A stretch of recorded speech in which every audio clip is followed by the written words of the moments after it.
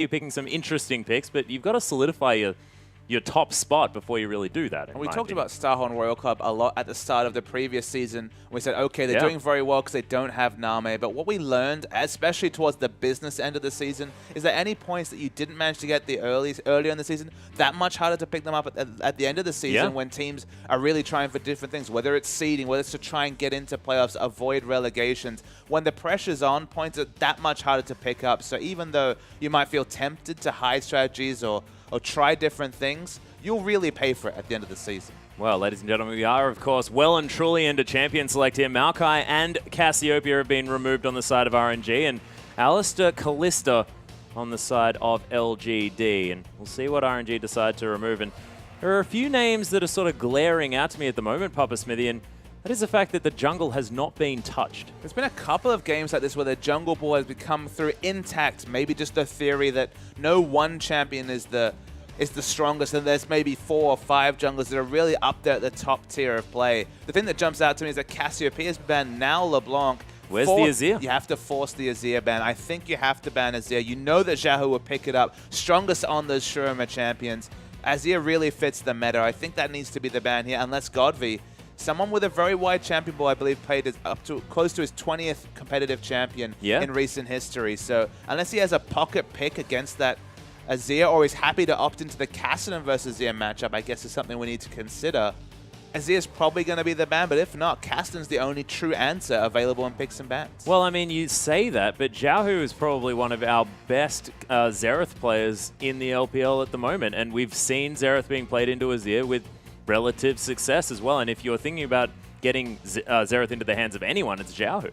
I would say he's stronger on the Azir side, the matchup, and Azir was more likely to be the first pick, so Godvi on the Xerath doesn't really make too much sense to me in terms of his playstyle, especially. Might have just tried to go onto Orianna and try and force something in that particular situation. Ori's available, a lot of strong picks available, in fact, the whole jungle pool available, so maybe you don't even go for a jungle pick. You know you'll get something strong, unless you really put a lot of priority onto the likes of Rek'Sai or Gragas. Well, it is looking at Nah here. Let Me, of course, played a whole lot of that champion, wants to find some comfort here on the Rift, but Acorn, he can just go 3 games of Hecarim in a row if he likes, and you can see he's got a big smile on his face. He might be thinking about it. His options are basically to pick Hecarim into what is not a great matchup for the Hecarim, especially if a bit of Snowball comes through and we see the likes of the Frozen Mallet or the Black Cleaver come through onto the Nah, or maybe he'll just return to his trusty Rumble. We've already seen some very strong Rumble play today.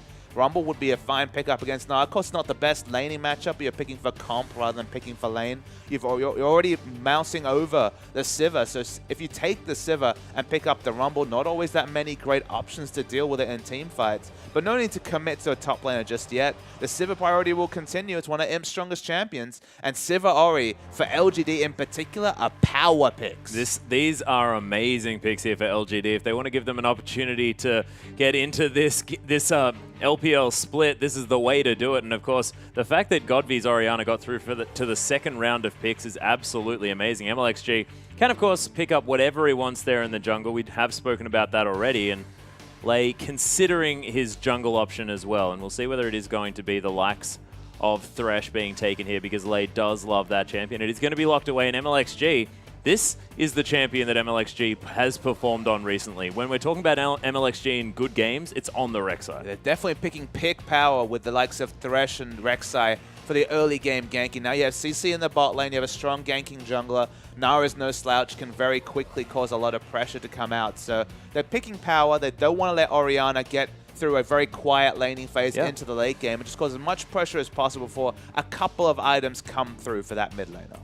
Yeah, and TBQ thinking of going back to the Sejuani here. He has seen a lot of his success on that champion. It is going to be locked away. Imp going to be taking that Morgana, of course, probably passing that one over to Fan there in the bottom lane, or Acorn could possibly play it up top. Of course, we've seen Morgana enter many, many lanes in the LPL. Whoosh wastes no time, though. That is one of the quickest Jinx lock-ins I've ever seen. We just haven't seen a lot of Jinx. Only Name has brought out so far in the LPL from my recollection and was on the losing side. They need to choose a mid laner. We talked a little bit about Xiaohu's Lulu in the pre-game. Has shown some carry performance on this, but it's a very passive pick against Orianna. Even with that jungle Rek'Sai, okay, you have the opportunity for the flash unburrow into wild growth double knockup, but in terms of damage, you're pretty much centered around Jinx putting out the big damage in a fight unless Let Me can get far enough ahead to actually build the Black Cleaver from top lane. Yeah, that does look a little bit damageless. Of course, there are sort of champions that are known for doing decent damage in the early stages of the game. Of course, Rek'Sai, she's fantastic as far as that skirmishing is concerned. Let Me is a bully on the Gnar, but you're exactly right. Come the late game, sort of the only reliable damage is going to be Whoosh, and that is a lot of pressure on this player. I mean, you say there's a lot of pressure on him to perform in general. Look at this enemy team. Last pick is the Kennen from Akon. Too late for any sort of Janna or anything like that. They have multiple ways to get onto the backline between the Kennen and, of course, one of the ball carriers, the Sejuani, is going to have the ultimate and be a great ball carrier for the Orianna ultimate. I don't know how you navigate through this many backline diving threats, and it's a very, very hard comp for RNG to put off. LGD, I think they've really won this pick and ban, but as we come down the lanes, very similar champions in the top lane. Lots of poke between Kennen and Gnar. Yeah, and I always like it when Acorn picks Kennen as well. Sort of a bit of a shout out to his buddy Flame there that he keeps swapping positions with. Of course, Flame known for playing Kennen, but hasn't played much of it in the LPL so far. MLXG on his sort of renowned Rek'Sai there, and Xiaohu versus Godby, a lot is going to hinge on this matchup. Lots of rotational play required. This is a sort of comp that we seen SK Telecom put to good use, but they usually pick a champion like Lucian and play around some mid-game power spots. And no escape AD carry with this Lulu and like execution-heavy, like objective-focused teamfight comp is super, super hard to put off. Whoosh, look, he's the starting AD carry. They took him over Tail, who was the much-praised AD carry on the Gamti lineup previously. Yeah. A lot of pressure on him to perform. He's no stranger to that. We've seen his Vayne play. He's going to need to make it all work on Jinx. Yeah, it's going to be very difficult. But ladies and gentlemen, let's get on to the Rift.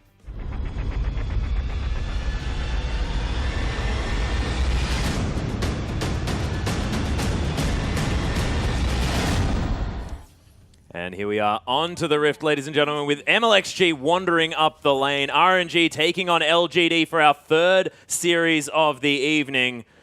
And we'll see whether RNG can make it off to a decent start this game because, as you were saying, Papa Smithy, a difficult comp to pull off. And LGD looked like, okay, we just want to press our R buttons at the right times and we're going to be okay. And it's one of those things where even if one of them doesn't work, if there's a flank ultimate coming through from Acorn, if it's Sejuani getting the Glacial Prison in, there's multiple different engage options available.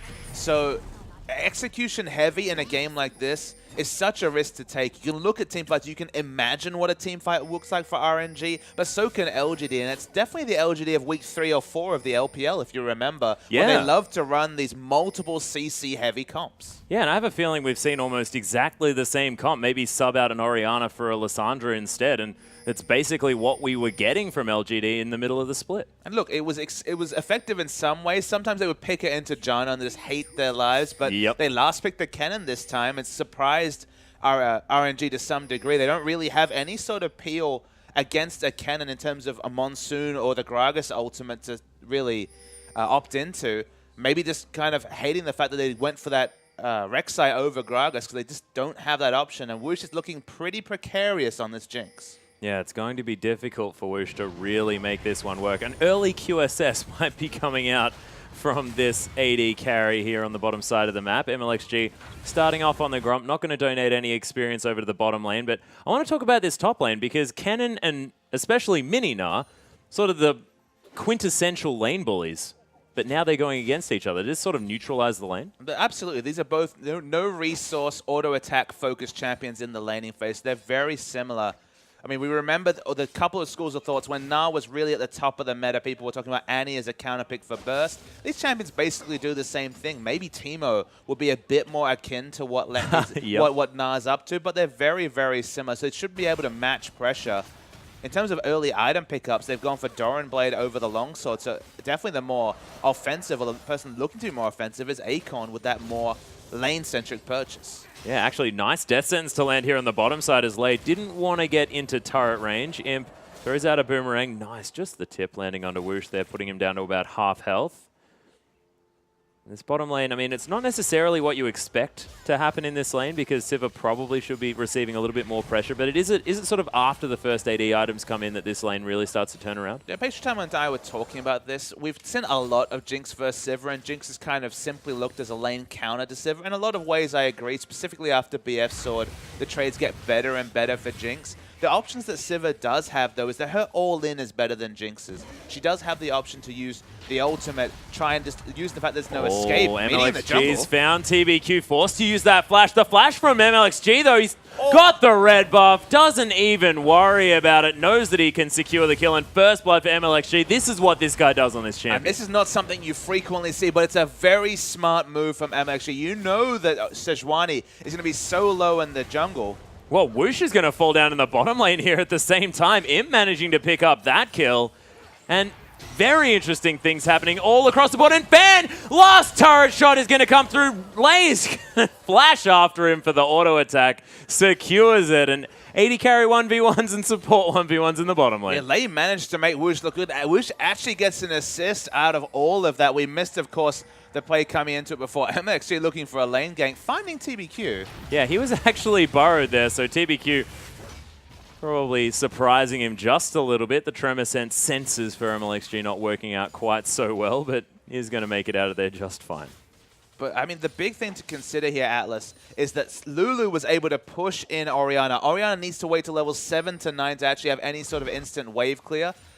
Emma actually smartly understood that, realized there was so much space for him to aggressively invade the enemy jungle, found the low health Piggy and dispatched with him quickly. Yeah, and we've spoken about this, the fact that Sejuani goes down incredibly low in her jungle, and this is one of the first times that we've seen that really capitalized on. And it wasn't able to be both top and mid pushed in, so there still was an element of a risk. I still believe that Cannon had a better lane position than Let Me in that particular situation. But the overall result, Xiao Hu pushes God V under turret, MLXG so much free time and space, and it would have actually been, with the Whimsy, Xiao Hu would have been first to react. So they try and play around their champion smartly in this situation, and suddenly, big advantage to MLXG in the jungle battle. Yeah, and you've already mentioned this is a team comp that's sort of very cerebral in its play style, and already they're showing intelligent moves. They need to do this. They need to get a big advantage because there's just so many different ways to deal with Whoosh in the late game. And you kind of jokingly talked about the early QSS. The big reason that Whoosh can't do that is there's not enough damage on the other members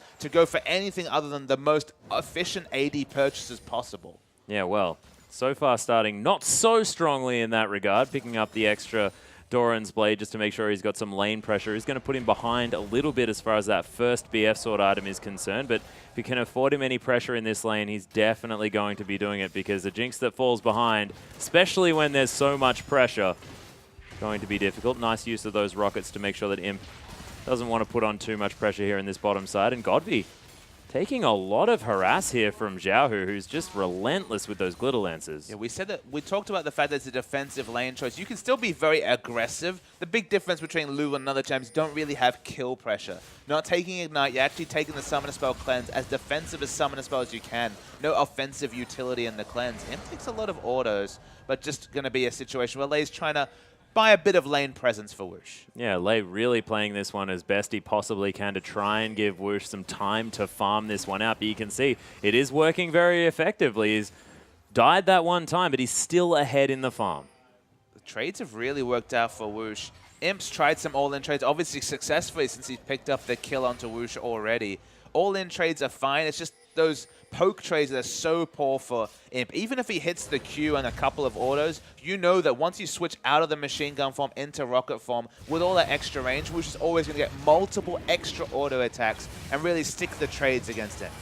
Yeah, TBQ actually going to discover MLXG on the Dragon here. Did manage to get it down to about half health, a little bit under there as TBQ does clear out the vision.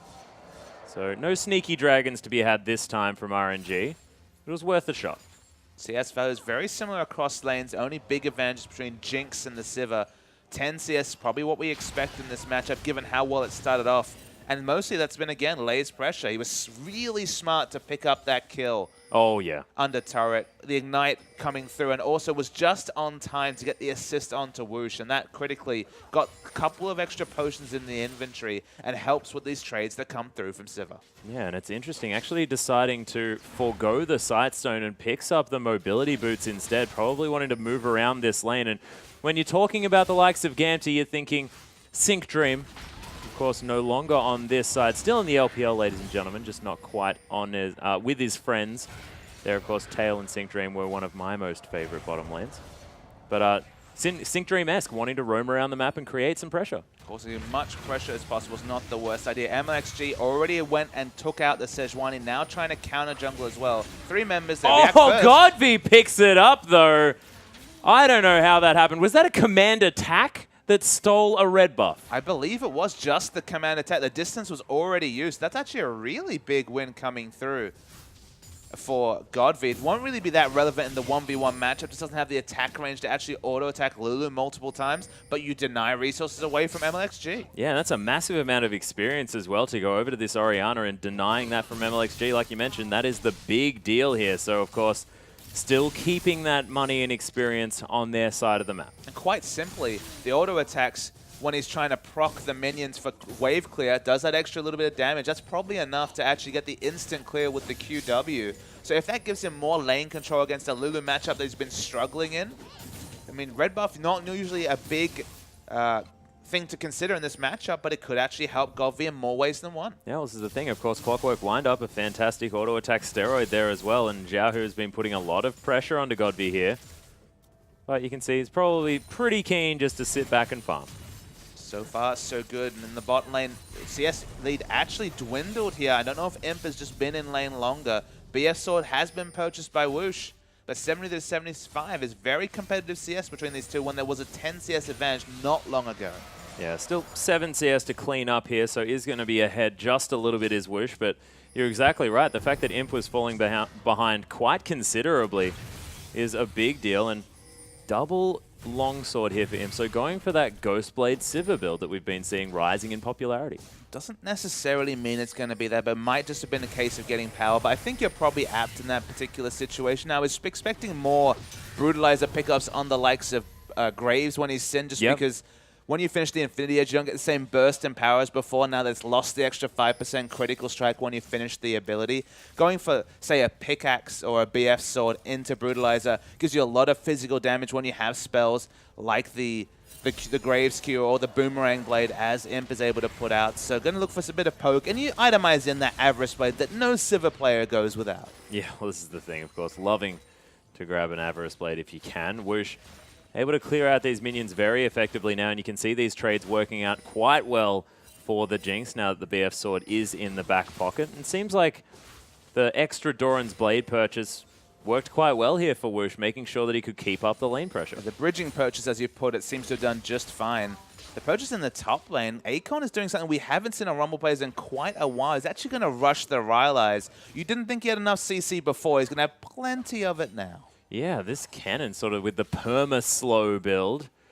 Wanted to grab that Rylai's. And of course, the build path is fantastic for Kennen at the same time. I mean, you want to find that extra tankiness just so that the first sort of dragon fight that you can use your ultimate in, I mean, you're not often able to complete the Zhonya's Hourglass, so you may as well be able to survive to stun people in that Slicing Maelstrom. And one of the big factors is that before you get enough bolts on your ultimate to stun up a team, there are situations you'll stun a couple of members, but you just won't be able to actually get the 5-man CC that's possible at level 16. But you will get guaranteed slows coming through from Rylai. So it's just basically guaranteed teamfight CC before you hit level 16 and have the prerequisite amount of bolts. And if you're using Kennen in a peel situation, Kennen Vayne, for example, was a really popular duo in Season 2. It's even more CC for an enemy gap-closing champion, melee champion. Oh, and Jinx steals it away with a zap. MLXG is going to get caught there by the Dark Binding, but can take a bevy of different options in order to get out. And I thought it was MLXG going to steal that one away, but nope.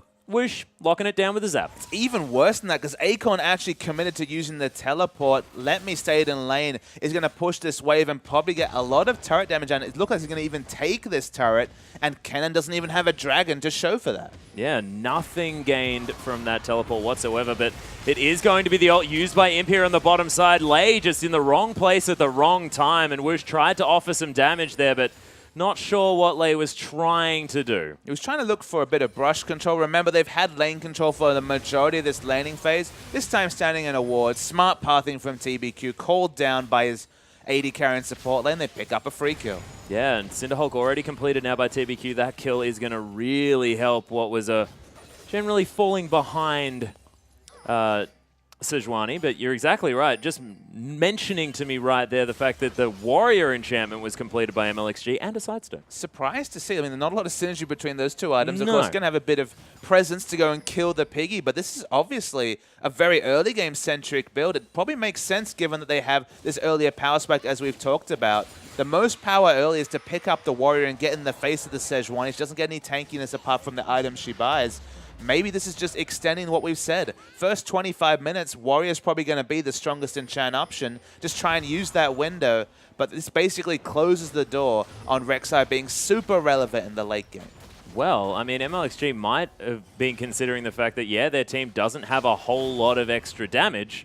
So pick up the Black Cleaver, pick up the Warrior enchantment, give yourself some damage. I mean, Rek'Sai does do a whole lot of work if you manage to get on top of someone. Cinderhulk, sorry, I mean, Kindle Gem into a Ruby Crystal does kind of scream out Yeah. the Black Cleaver. That is the build path of that item. You're not pigeonholed into it. You could just build a Spectre's Cowl, for example, and go into the Spirit Visage, but this is still a very real possibility, and it's another champion that maybe will be a split push threat. If you look down at the items, now have been building purely magic resist. We expect that Cannon will probably itemize in an Abyssal Scepter at some point. Suddenly having to deal with a Black Cleaver would be a big hole in itemization that might be able to be abused later in the game. Yeah, potentially. I mean, MLXG might even turn it into a Locket of the Iron Solari if he wants to. Could be a possibility here, but bit of a battle for the next red buff here. Of course, the third that's going to spawn. Godvi got the second, but it looks like TBQ is going to be able to smite his away. Preyseeker not going to find it there, and TBQ, second red buff of the game at 14.5 minutes. He does pick up that item. We'll still keep scaling. He's the one with the Cinderhulk, so into the late game, he will get 25% extra bonus statistics and even damage, because, of course, the Northern Winds has that damage component that scales off health. Sejuani's at the weak at this point. Choosing Cinderhulk over the Warrior enchant means that this is a very, very strong Rek'Sai coming through in this particular jungle matchup. But if you don't make anything happen, you just get outscaled, and that's why Cinderhulk's the safer choice. I mean, Condi even opts for the Cinderhulk on Lee Sin, which I think is a bridge too far. But with Rek'Sai, you have both options, and he's elected for this Warrior enchant. Yeah, 78 CS now to 57 as far as that jungle is concerned. Of course, MLXG opting to sit and farm for quite some time. We'll see whether that is going to bite him. You said that probably needs to do as much work as he possibly can in the early stages, but maybe just wants to hit some item timings before he can be really relevant. Waiting to see what he purchases. If it's the Phage, then it's probably going to be the more offensive choice. Doesn't really have gold for either item, so at the moment, we're not going to know either way. Of course, has that flexible option to look down. And given this game, I think you have to go for the Aegis Atlas. I think you have to go for the Locket, but then why do you buy the Warrior? Well, that's true. And I mean, I guess maybe thinking, I got First Blood, managed to kill TBQ in the jungle, I can snowball off this because he picked up the Warrior very early on, but perhaps it just didn't quite work. And look, I'm a fan of Warrior in certain scenarios. It's just, as a melee champion, which is what Rek'Sai is, she's going to dive into a fight between Kennen CC, Sejuani CC, Orianna CC, and, I mean, Morgana's going to at some point channel the Soul Shackles. There's so much extra damage she's going to have to walk through that how many auto attacks are you realistically going to get off as Rek'Sai in a late game team fight? 2, 3, maybe at max? Why not go for the extra health? Someone like Clearlave's already shown that if you stack Giant Spells, get enough health, you will still do relevant base damages as Rek'Sai. You have so much uncleansable CC every few seconds when you can go between the burrowed and unburrowed stage. This is not a Warrior game to me. No, it doesn't really look like it, but we'll see whether MLXG can make it work. Of course, we haven't really seen too much of the Warrior plus Black Cleaver Rek'Sai, and it might make him a bit of an assassin towards the later stages. In a split push situation, maybe, but not picking up a Locket basically means that RNG can't fight for Dragon. Yeah, and you probably want to be able to do that, of course. LGD are looking to try and set some vision up. They're all collecting around their blue, which isn't quite up just yet. Let Me and Acorn with teleports at the ready towards this top side, as Let Me just going to bounce further away. Knows that not too many people visible on this map, and he wants to keep himself safe. Lots of gold has been put into getting exclusive vision around the Dragon area, but now LGD, 2 members, the jungle support duo, looking to try and answer that vision. There's a pink ward cleared out. There's still aggressive green and defensive pink wards around the area. Both teams are at least warding to try and take out this second Dragon. Yeah, MLXG just going to help Whoosh out, taking down that Krug. understanding that this Jinx really needs to get going. Of course, 2 items, generally what you want to have in your back pocket before you're really starting to do a whole lot of work on that champion. At the moment, Berserker's Greaves and an Infinity Edge double Dorans is going to be doing fine. You probably want a Static Shiv or that Phantom Dancer if you really want to get some work done. Speaking of item purchases, Lulu's just gone back, bought CDR boots, and now the Neoslides Rod, so they're going to be very close to 40% CDR, if not already obtaining it, and enough to build up whoever's in the front line. I have a sneaky suspicion, now that the Locket's complete, but with the Warrior enchant especially, build up MLXG, go for the double knock-up between the Unburrow and the Wild Growth, and just empower him, at least at this stage, to be able to negate most of the damage and do what should be considerable damage in the front line. Yeah, well, this is the thing. At this stage of the game, that Warrior enchant's still very relevant. Not a whole lot of armor built up by anyone. In fact, it's just a Ninja Tabe. That's the only thing that's in there. RNG have started off this Dragon. The second for them is Whoosh with some rockets over the back of the pit. No one in position from LGD, and this is going to go down for free. And after RNG steal away the first, they're even looking to try and get amongst this blue buff. It went to someone towards the right-hand side. I believe that might have been Imp. They grabbed himself. No, it wasn't. Teleport comes through from Akon. Usually the Master Teleport, but there's also the ultimate used by Sivir. Yeah, on the hunt it was pop, but that was a beautiful use of the Glitter Lance in order to slow the entire team of LGD down. So Free Dragon not able to steal away the blue buff. An uncharacteristically poor teleport coming through. Usually we're praising Akon for his teleport usage, but teleported after the Dragon objective had gone down, after blue had been contested for, and then just easy disengage with the Glitter Lance. Misses out on the getting considerable turret damage and then trying to equalize the turret score in the top lane. In fact, LGD don't have a single turret to their name. Yeah, unable to take anything here, of course. Mid lane outer turret was taken down just recently, but the bottom lane outer still up. Whoosh looking to try and put some pressure there. Lemmy being very aggressive. And you had a lot of cavalry coming through. MLXG and RNG in general are using their power windows smartly. Can they grow a big enough one to justify the fact that they've got an early game comp and even went so far as to invest in an early game jungle item? All in the early game, it looks good for a time, but if you ever lose that big fight, you just worry that from there you can never really get back into a game. Yeah, and the fact that Godby is on his Orianna here as well has turned multiple games on his own with his fantastic shockwave use. And look, you give Orianna 2 items at any point, and it's a horrible thing to have to deal with.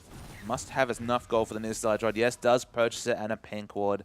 Let me just controlling the wave in top. Happy to keep the freeze going. 3 turrets down and no real damage done to their turrets here. RNG, objective-wise, flawless game from them. 3 turrets to 0, 2 dragons to 0. Yeah, really looking good, and spoken many times that this comp is going to get harder and harder to use, but are they far enough ahead? I mean, 4,000 gold, nothing to scoff at, especially with sort of, it's only about these objectives. It's the only place that this gold is coming from. Is it going to be enough for this RNG lineup to get through and take a victory here? I think they've hit their part times. I think they've done what they need to do, but they haven't really gotten anything that convinces me that there isn't a time when LGD will outscale. They haven't broken the base. Not that that was a realistic goal from 21 minutes, but I mean, there's no lane that's ahead more than it should be. There's 20 CS advantage between Jinx and Sivir. That's to be expected as this matchup goes more and more in Jinx's advantage after the BF sword is completed. Competitive and slightly ahead in other lanes. They've taken the dragons and turrets that they've absolutely picked to do. It's just a question of can they parlay that in the next 10 minutes towards getting those big win conditions. Things like the 3rd and 4th dragon, things like a Baron, things like breaking the base. These are all super necessary because how many games have we seen where teams pick scaling comps and this got overtaken, the base broken? Teleports in though. This is a lot of aggression. Yeah, let me all the way up here. Oh, Fan dodges out of the way of the Super Mega Death Rocket, but Zhao who picks it up with a nice Glitter Lance, actually flashing over the wall there. RNG looking to make a massive move, and Lemmy just teleporting in exactly the right spot. Akon not having teleport does pick up a turret in top to answer, but if they can take an inner turret, it's definitely a great trade for RNG. These are the aggressive moves they need to be making. They need to be on the front foot, because as we've mentioned so many times, this game will tip at a point. It most certainly will. Giant's Belt now completed for MLXG as well, and you mentioned he did pick up the Locket of the Iron Solari. I'm a little bit disappointed. Would have liked to have seen a Black Cleaver, but not happening just yet. We'll see whether MLXG does fit it into the build path somewhere. but I have to think it will be the likes of Arandu and Zoman coming through next. And that's going to be a very tanky Rek'Sai, regardless of the fact that the Warrior Enchantment is there. And maybe that Warrior going to help do a whole lot of extra damage here to Imp, mostly in these team fights. And the big question is, will this be an option moving into the next patch? Because Cinderhulk is going to see continued nerfs, I think, as we go forward. He sees a nerf on 5.9, probably scheduled for a couple more tweaks as we move forward. I hope there is a scenario where you can choose between Cinderhulk and Warrior on champions like Rek'Sai, who both have their advantages and disadvantages when you pick up those items. I feel like on 5.8, Cinderhulk's still the correct choice. But if you make Warrior work, if you force enough fights, if the enemy opts into engagements against you when you have this Warrior enchant and gets surprised by your damage, it can be a valid choice. The reason why I say that RNG haven't hit one of these tipping points that really builds them towards a late game victory is that LGD just haven't fought, and that's probably quite smart, because at some point, not fighting and then showing up with a Sejuani with 2 or 3 health items is a different complete situation for RNG. Yeah, and TBQ, of course, does have boots too in the Ninja Tub. He does also have a Sightstone in his back pocket as well. Synergizes nicely with the Cinderhulk. And I think as soon as Godvi picks up his Rabadon's Death Cap, or potentially the Luden's Echo if he wants to go that way, then LGD just say, okay, well, we've got the most devastating shockwave that we're going to have this game, and let's utilize it. Cannon's not interested whatsoever in going for a Zhonya's Hourglass, just stacking magic resist, not building for lane whatsoever. In fact, building for mostly disregarding this Lulu damage and building up Orianna and Sejuani's damage. If Kennen gets into the middle of a fight with the Abyssal Scepter aura running, it's when the Luden's Echo second. We're talking intense burst damage from Orianna. And setting up Godv to carry on Orianna, that's a winning strategy for LGD. Yeah, you're right. And this is the 2-item spike here for Orianna. Maybe not quite as fantastic as far as the utility is concerned when you pick up the Luden's Echo instead of the Rabadon's Death Cap. Shield's not going to be quite as strong, but man, you can clear waves so quickly. You can see those little purple bolts going everywhere. MLXG looking to put position around this dragon, and RNG, they need to watch out for this next fight. Okay, so we're waiting to see if it's contested. Fans poked out really big. Yeah, beautiful 3-man ultimate there from TBQ though, but couldn't really start the fight. Imp pops the ult, but the Glitterlance again for the disengage. LGD might need to get out of here because they've used a lot of their ultimates. And the big factor, Acorn channeling his teleport, cancelled by the Gnar ultimate from Letme, so not available to contest. Letme didn't have a teleport of his own, so did his job. And suddenly, the Cannon ultimate that's built for team fights will not be present. Yeah, Dragon getting a little bit aggressive onto Whoosh there as MLXG making his way in towards a flanking maneuver. LGD taking a lot of damage from this Dragon, but it's going down very, very low. Xiaohu trying to steal it, but TBQ steady hands on the smite, and LGD pick up their first Dragon of the game. So Acorn walks down, seeds the inner turret. They're going to try and push down the mid turret, completely out of position are RNG. So mid turret for outer turret's a possibility. No, they just back away. The ultra safe choice chosen by this team, actually prioritizing a first Dragon over their top turret. I think that makes some semblance of sense. You might think, okay, but the gold trade and the vision. Whoosh, though, uses the heal to try and survive, but Godvi, his first shockwave, a pretty good one. Absolutely. That's Rookie tier. We saw Rookie do similar things, getting the kill on Mystic, that one IG the game against World Elite on Friday. MLXG trying to clear a bit of vision. One of the reasons why I say that it's important for LGD to pick up a Dragon is that it forces this game to go later. Of course, the 5th Dragon is now going to be later in the game if RNG monopolize the next 2. Later in the game is when LGD want to fight, and now the game's been forced to go at least 6 minutes later for a realistic win condition for RNG, because this team needs 5th Dragon to really get rolling. Yeah, although I guess you've got a little bit more siege power with the long range of Jinx, but you're right, there's not going to be a whole lot that they can do, especially in a team fight, without the aid of something more, as Xiaohu's going to find Fan, takes off half of his health bar, but Imp and Godby standing on top of a ward, getting baited just a little bit here by Xiaohu. Letme continues his push. In all of this, the thing that's kind of lost, that's kind of surprising to me, is that Acorn's literally built for team fights the whole way through. He has not built for lane whatsoever. Remember, he's laning against a physical damage champion in Gnar, and has built Abyssal Scepter and Rylai's Crystal Scepter, and of course, Hyper does a lot of percentage health damage, and Merc Treads. Like, he hasn't built any semblance of armor. He's built completely for fights and stayed very comfortable in the matchup, which just shows the general strength of Kennen as a laning champion, and the LGD is just looking to lose lane or fall behind in lanes, but be ready for that team fight phase. I talked about 35 minutes. I have a sneaking suspicion the next team fight, whether it's in 2 minutes or 7 minutes, is going to go more and more LGD's way. Yeah, and Godv almost level 16, almost level 3 Shockwave at the same time. Blasting one now picked up as well.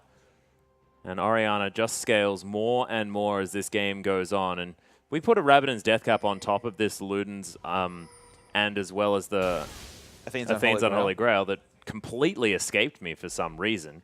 Then this Orianna damage is going to be out of control. You're talking about levels. Level 16 achieved by Akon, been picking up waves wherever he goes. Yeah, lots of stuns. So that's guaranteed stuns for the whole team. Into some CC afterwards. The slows from the Rylai's will also be a very strong situation. I mean, we're talking permanent CC. We're completely discounting the fact that Sejuani is going to throw the Glacial Prison into the wombo of the Shockwave. You're going to have to be so careful. So you could say it's execution focused by LGD, but one of these members will get an AoE stun down, and if the other cooldowns are up at the same time, the burst damage is going to be huge. Well, if we're talking about RNG recognizing what they're up against here, we've got double QSS, and you would have expected that to come from anyone other than Lei, but Lei's got one. I think QSS is the way forward. Banshee Veil taken onto Nah. I guess Rek'Sai's going to accept her fate, just going for the Locket and health. But it's going to need to be a purchase even onto Xiaohu, but he's got Cleanse, so basically everyone is good to go in terms of CC. Yeah, everyone can get rid of one. So Akon goes in, pops all of the respective cleanses, and then you've got TBQ throws out his ult. You've got Fan to come in with the Soul Shackles there as well. There's a lot of different options that need to be cleansed away, but having that first one able to be removed is a big deal, and Whoosh sorely lacking in that department. And honestly, this game, looking at this team comp that they were up against, Whoosh could have even taken the cleanse. He could have. It feels like AD carries aren't willing to give up the 2v2 power of heal. Yeah. And the fact that it also augments your support, allows your support to play a bit more aggressively, knowing they're also going to get the heal as well. So even in situations where you feel like cleanse would be the optimal choice, AD carry is just too lane focused with their summons. I think that's the worst choice because they need to get through lane to get relevant items to do damage. It's a very early QSS from Thresh. Is that the right call? It does take away quite a lot of gold from what could have been a much faster Mikhail's, but he just feels like the utility that he's able to put out when he's alive is a relevant statistic in fights. Yeah, well, I like what Lei's doing, of course. Early mobility boots, picking up interesting support items. MLXG not quite making it under the tunnel there. But of course, you know, a little bit Sync Dream-esque coming from the support role here of RNG. So, I mean, just returning to your point, you mentioned that everyone can drop 1 CC. You might think, okay, but they've got 1 million, so that's not a big deal. Yeah. It is a big deal. It is a very good solution in the situation where everyone's standing in mid lane and it's like, let's go 5v5 fight, whee! Like that won't work, right? That's the big thing that can't happen because of these QSSs and cleanse choices.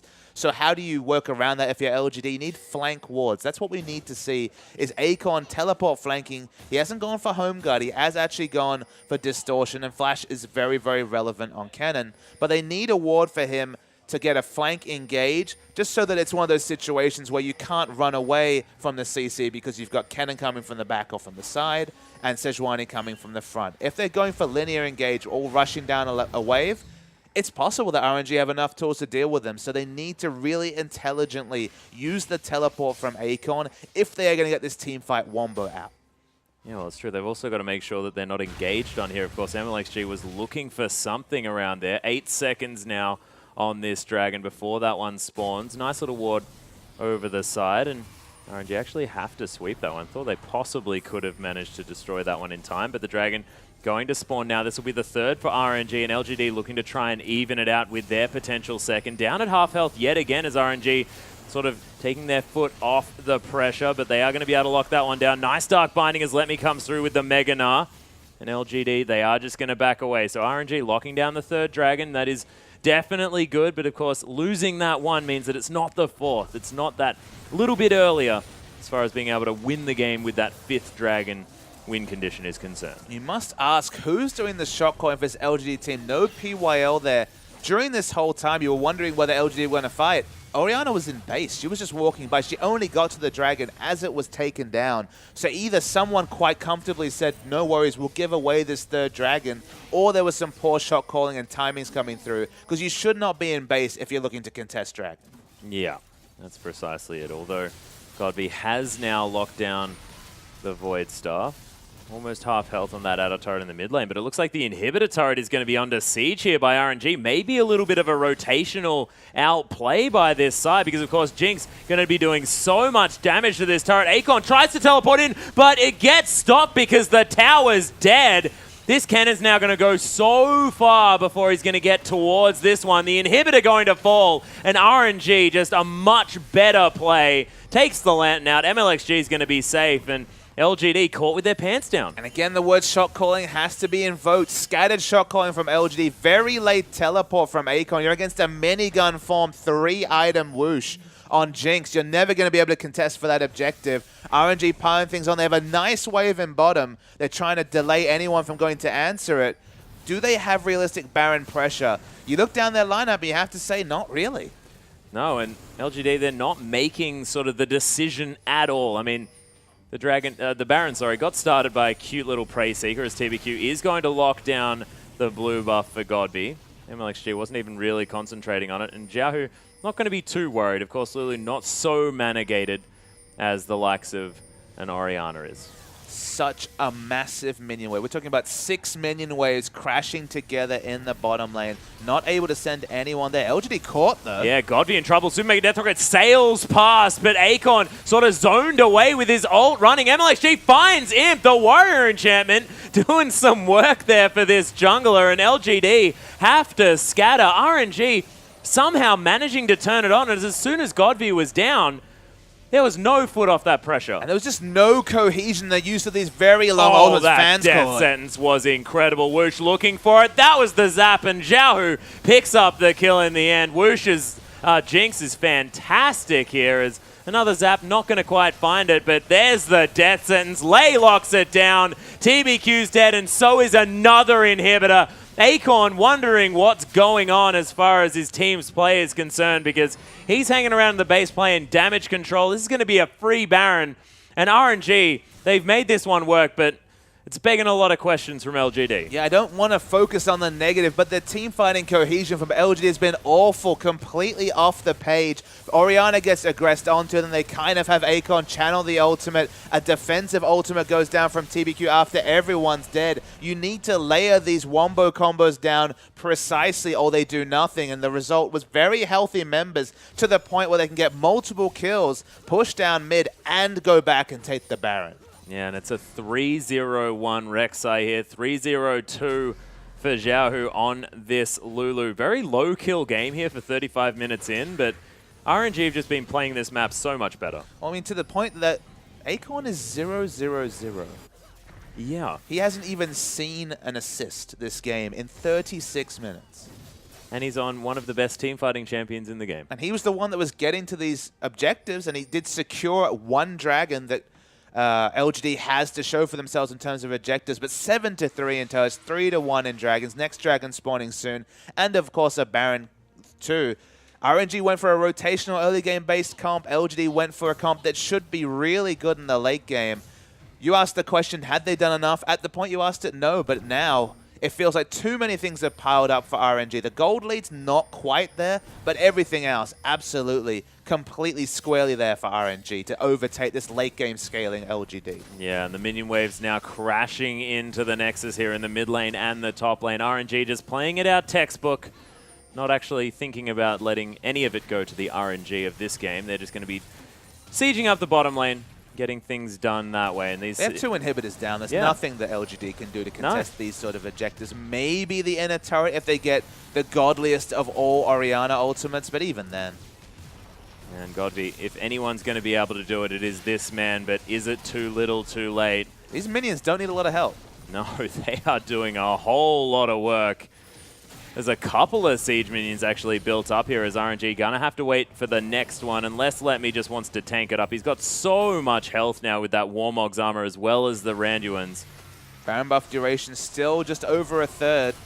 Yeah, there's a brilliant ult though. Akon flashing on top of Whoosh, could be in trouble here. Pops the heal. Nice Zhonya's there from Akon though, as the zap is going to go relatively wide. TBQ, now it's his turn. Whoosh kiting back beautifully as LGD still very healthy in the backline, but look at the damage from Whoosh. Now that he's not kiting, he's freely auto-attacking, and man, the double kill after all said and done. Godby not with anyone else left, and that is a very interesting teleport from Let Me, and Godby's going to have to escape. Xiaohu makes his way in there, picks up the kill as the Na pushes the Orianna back, and the Nexus turrets fall. RNG with a beautifully played game, but a lot of it's begging questions of LGD, but you can't take it away. This team has come together quite nicely for this one. Yeah, big ups to them for playing a very execution-heavy comp. I talked about how SKT could make this comp work with a slightly safer AD carry in Jinx. In this case, they went for a more aggressive choice in Jinx that gave them the late game damage they needed, and Jinx just survived during the burst damage from Akon. Finally, they managed to pile on all the CC optimally, but just too far in the hole. Multiple objectives working for RNG. Credit to them, some good shot calling. They got the most out of their team, and GG World played to this new and young RNG lineup. Yeah, RNG really pulling it together for this game, but ladies and gentlemen, there is a second one coming up. We'll see whether LGD can pick up their first victory here in the summer split of the LPL, or whether RNG going to make it a sweep for their first